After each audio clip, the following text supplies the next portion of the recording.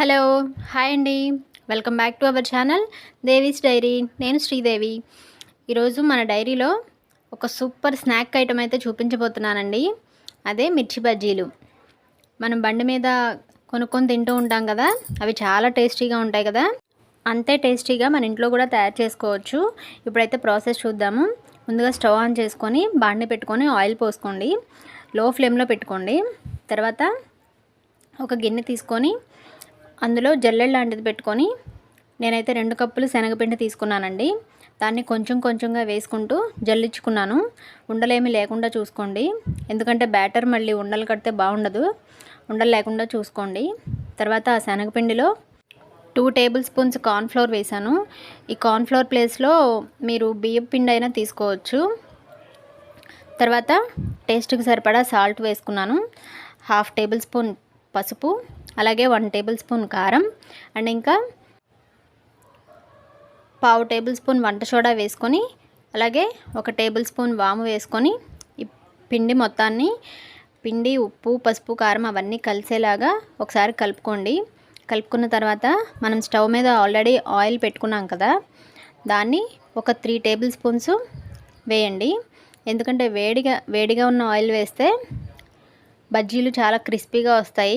Already మనం వంట soda కూడా వేస్తున్నాము. ఆయిల్ కూడా వేసుకోండి.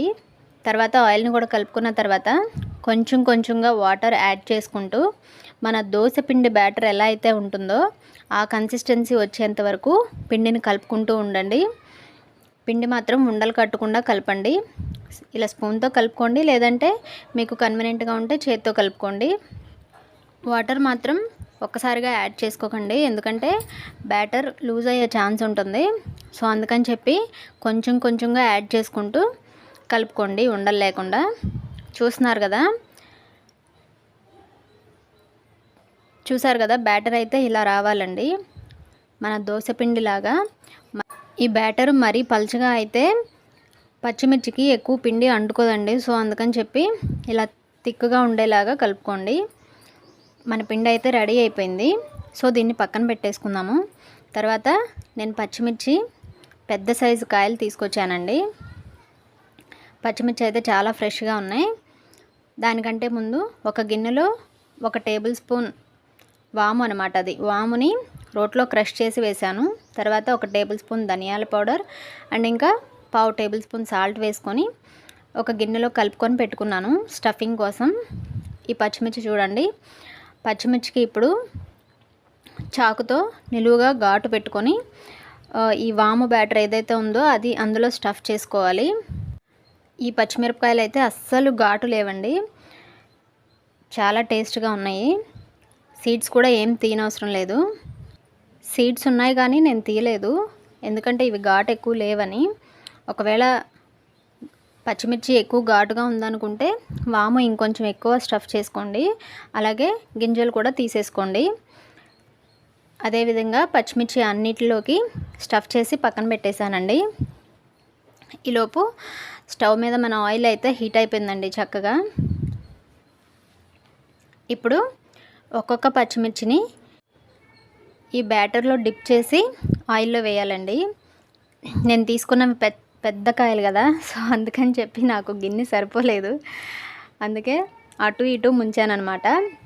పెద్ద గిన్నె తీసుకోవాల్సింది, అందుకే పిండి పైన పోసానమాట. ఇలానే మొత్తం వేసుకున్నాను. వేసుకున్న తర్వాత వెంటనే కదపకండి, ఒక 2 మినిట్స్ అలా ఉంచేయండి. చూడండి చక్కగా కాలిపోయాయి. ఇట్లా గోల్డ్ కలర్ వచ్చినప్పుడు తీసేసుకొని ఒక ప్లేట్లో పెట్టేసుకోండి. తర్వాత నాకు ఇంకో బ్యాచ్ కూడా ఉంది, అవి కూడా వేసేసాను శుభ్రంగా. బజ్జీ అయితే చాలా టేస్టీగా ఉన్నాయండి, అండ్ నాకు బజ్జీ అంటే కూడా చాలా ఇష్టం. నాకు ప్రెగ్నెన్సీ టైంలో చాలా తినాలనిపించేది, కానీ వద్దనేవాళ్ళు. స్టవ్ మీడియం ఫ్లేమ్ మీద పెట్టుకొని మాత్రమే బజ్జీలు వేసుకోండి, ఎందుకంటే హైలో పెట్టారంటే పైన కాలిపోతుంది కానీ లోపల పిండి ఉండిపోతుంది. సో అందుకని చెప్పి మీడియం ఫ్లేమ్ మీద పెట్టుకోండి. వేడి వేడి బజ్జీ నాకైతే చాలా ఇష్టం అసలు. మీరు కూడా తప్పకుండా ట్రై చేయండి, చాలా బాగా వచ్చాయి.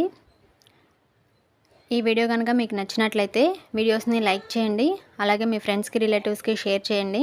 మరిన్ని వీడియోస్ కోసం మన ఛానల్ని సబ్స్క్రైబ్ చేసి పక్కనే ఉన్న బెల్ ట్యాప్ చేసి ఆల్ అనే ఆప్షన్ క్లిక్ చేస్తే నేను కొత్త వీడియో పెట్టగానే నోటిఫికేషన్ అయితే వచ్చేస్తుంది. మరో వీడియోతో మళ్ళీ కలుద్దాం. Thank you.